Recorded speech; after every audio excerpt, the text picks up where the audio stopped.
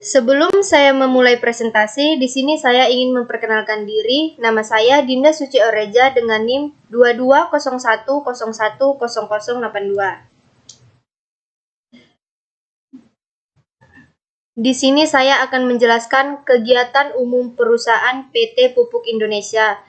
Yang pertama yaitu bidang pupuk dan yang kedua bidang non-pupuk.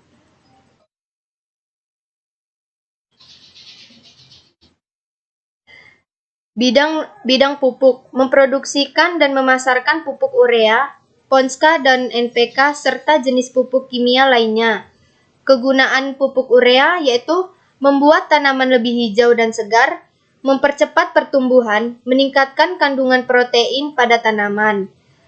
Dan kegunaan NPK yaitu memacu pertumbuhan akar sehingga tanaman menjadi kuat, memperbesar presentasi pembentukan buah dan biji.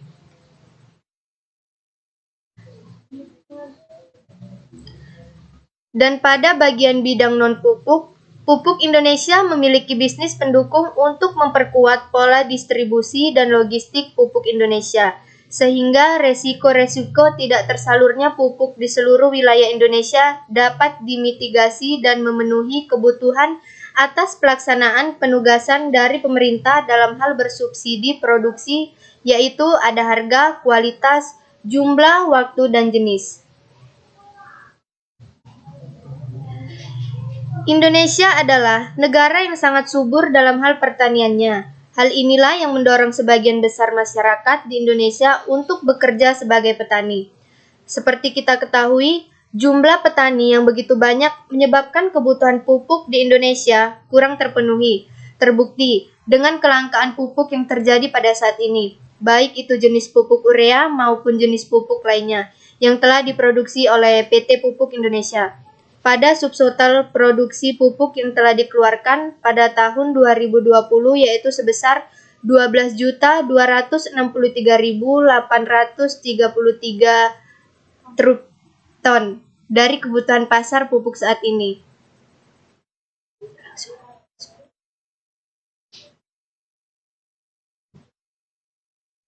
Dalam konteks pembangunan sektor pertanian, pupuk merupakan salah satu unsur penting dan strategis dalam peningkatan produksi dan produktivitas serta menjadi bagian yang tidak terpisahkan dari sistem usaha tani.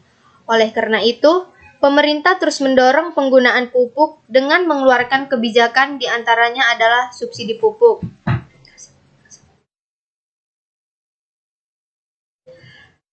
Pada periode tahun 2016 sampai 2020, secara rata-rata volume produksi pupuk urea dan pupuk non-urea dibanding produksi pupuk dan non-pupuk.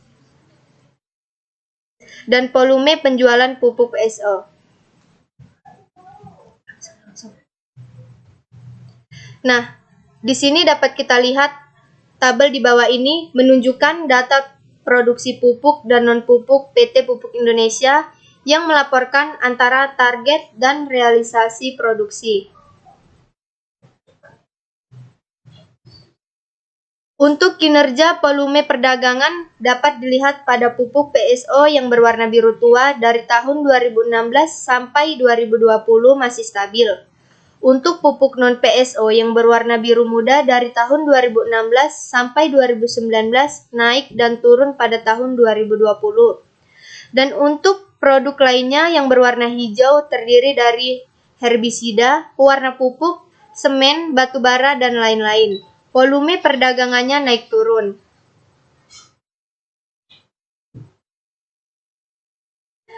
Rencana penjualan berdasarkan segmen geografis untuk tahun 2021 terdapat 2 segmen, yaitu penjualan domestik dan penjualan ekspor. Untuk penjualan domestik sejumlah Rp63.423.053 dan penjualan ekspor Rp9.511.664 dan total pendapatannya yaitu sebesar Rp72.934.717. Udah.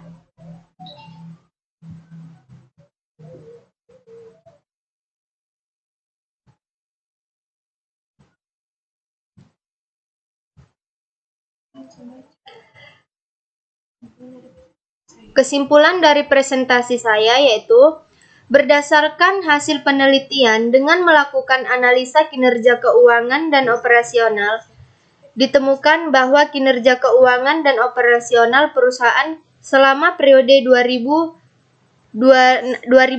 sampai 2020 secara angka cukup baik karena perusahaan masih menghasilkan laba perusahaan di tengah biaya atau beban pokok penjualan yang semakin besar.